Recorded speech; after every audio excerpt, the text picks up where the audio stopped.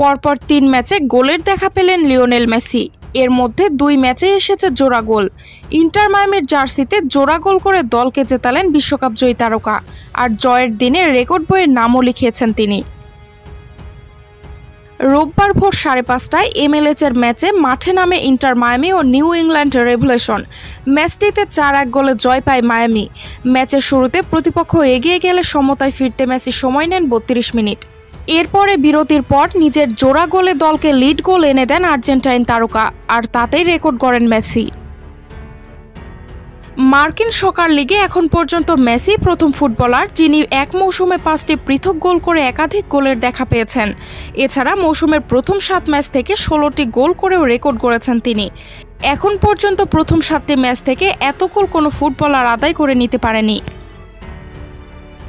New England রেভলিউশনের বিপক্ষে ম্যাচের শেষ দিকে বেঞ্জামিন ক্রেমাসচি ও লুইস সুয়ারেজের গোলে জয় নিশ্চিত করে মাঠ ছাড়েন মায়ামি।